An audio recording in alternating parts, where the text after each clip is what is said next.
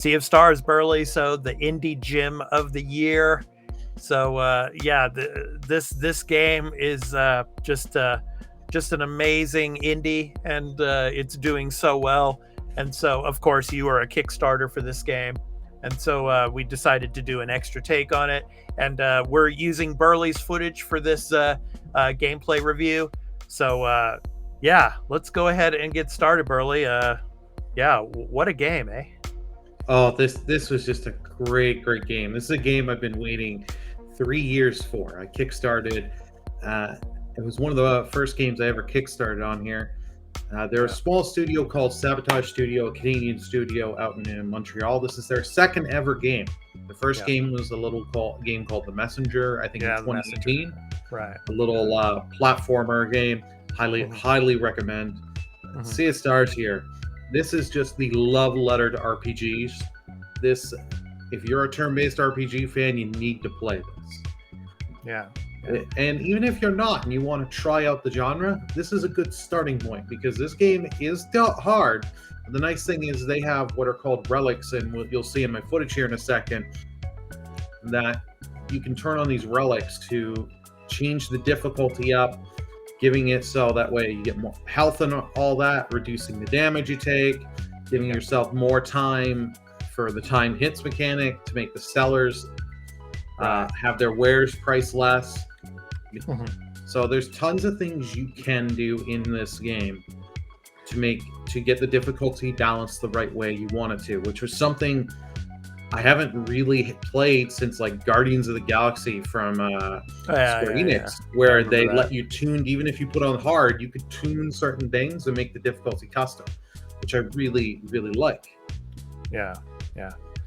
So I'm gonna talk to you, Burly, as if I have not played this, like somebody coming into this that has never played this game yet. I have put a couple hours in on it because I've been focusing on Starfield, obviously.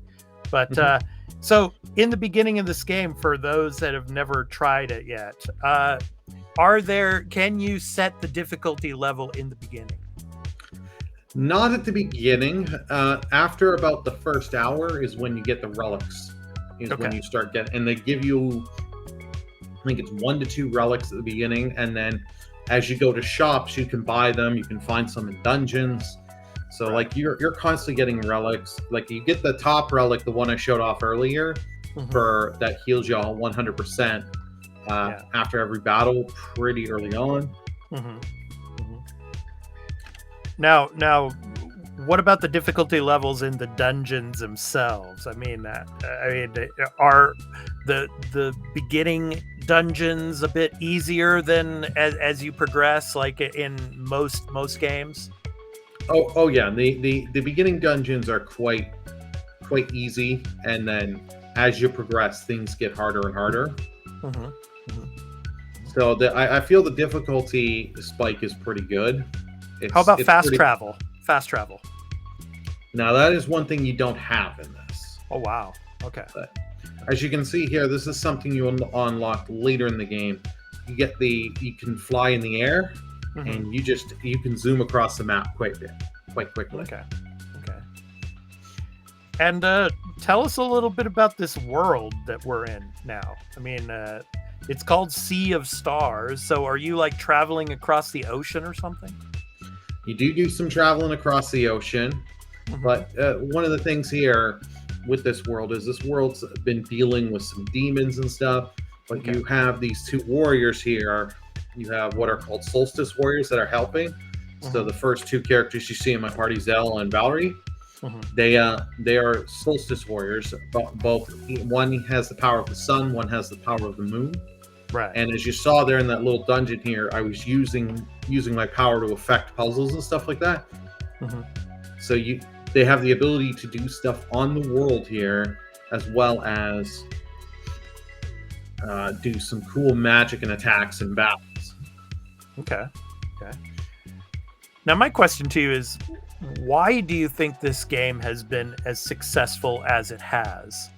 I mean, you say, obviously, this is like a love letter to RPGs of the past. But aside from that, what makes this game, really, really special, Burly? there's quite a few things. Like this game hits that niche of turn-based RPG because it's got good writing, got good story. The visuals do help as well. This game looks gorgeous. It's just this game does it is the love letter because it's got the combat of Chrono Trigger, but mixed with the timed hits of Paper Mario and Super Mario RPG. It's got a lot of things that people like, and the dungeon mechanics with the puzzles and stuff remind me of Golden Sun, if anyone's heard of those games and those series, where you have abilities you can do and interact with the dungeon. You have to do that in this game for a lot of the later dungeons. But if you know what you're doing with some of that stuff, you can get some hidden goodies, extra chests, and all this and that. How about loading times? Loading's pretty good. This is running, the footage I'm running is straight the PS5 version. The PS5 version, okay. Yeah, I've run it on Steam on the Steam Deck. It runs great.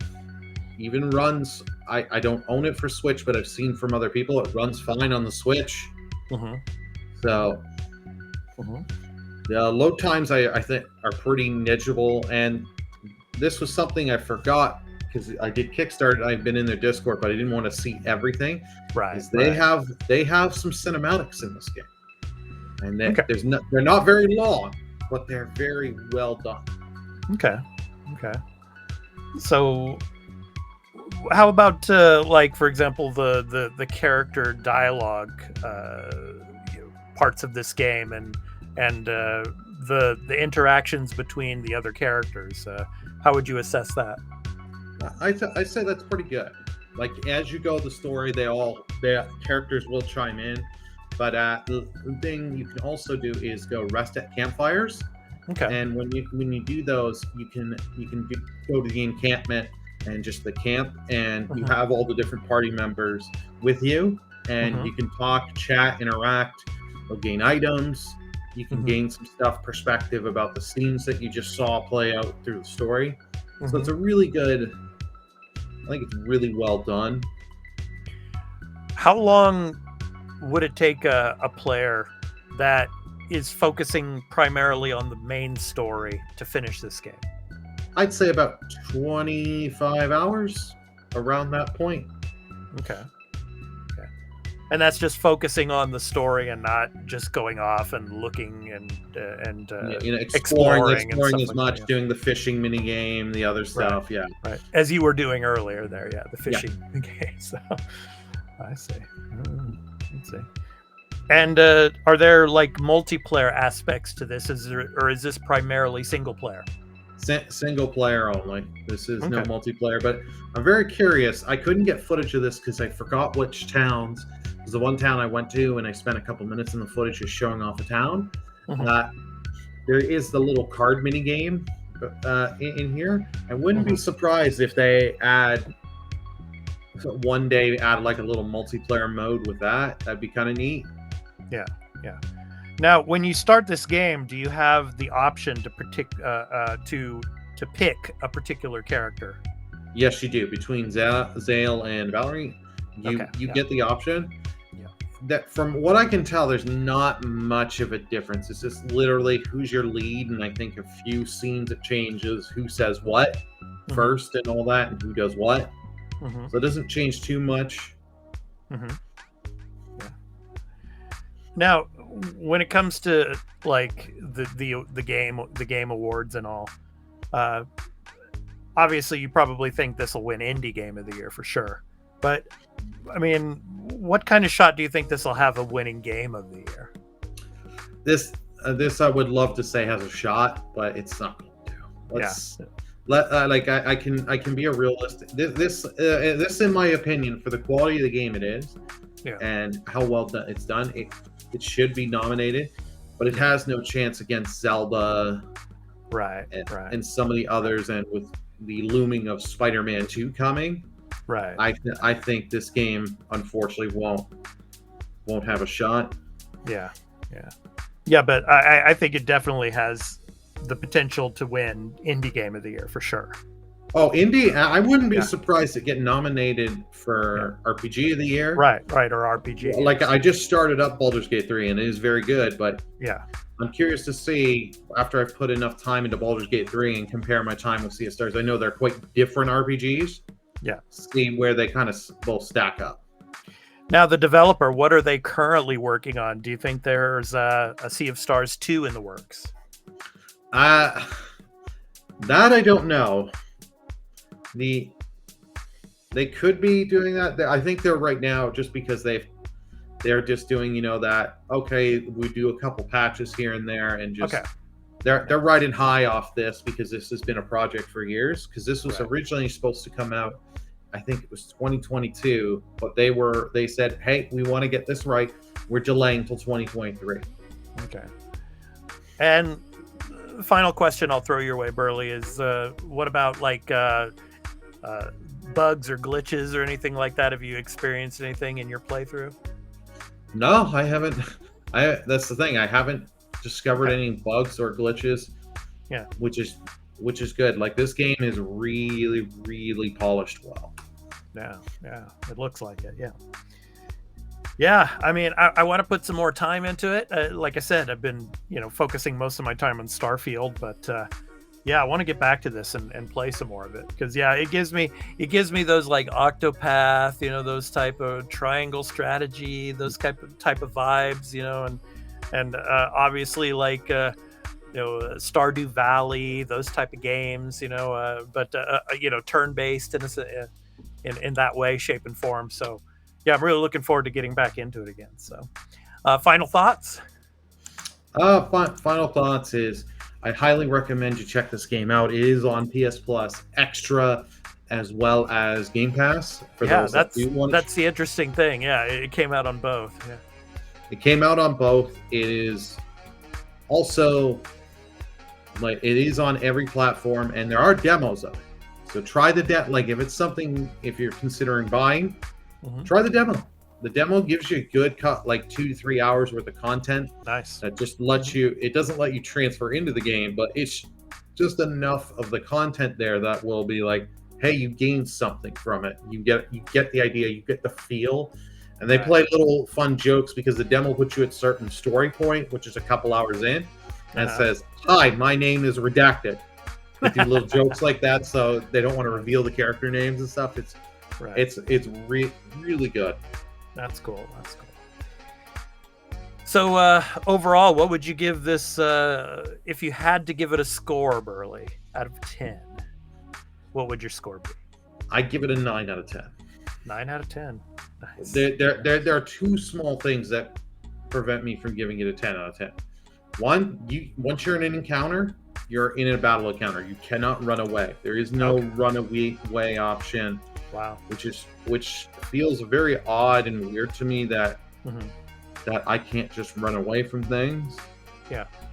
The others being, like, when you're in a dungeon, you don't have a map. So it's a weird thing, like Starfield, where it just didn't have that. They have overworld maps in this game, but they don't have like dungeon maps, which is weird. But overall, I can still give it a 9 out of 10, because it is a great story, great experience. Right. Play it. Yeah. Play it indeed. So that has been our recap and review of Sea of Stars here on the Arena Extra Take, our supplemental series for the Arena Multiplatform Gaming News Podcast, which goes up in early access for 2 days on our Patreon, patreon.com/thearena productions. So I want to thank all you patrons for all of your support. And after 2 days, it will go to free feeds over on the Arena Extra Take playlist over on our YouTube channel. So youtube.com/thearena productions. So anyway, I've been your host, Expat, along with my co-host, Burly Gaming. We hope to catch you in the next edition of Extra Take, where probably, Burly, the next game on the docket is Assassin's Creed Mirage. I think that's the one, right?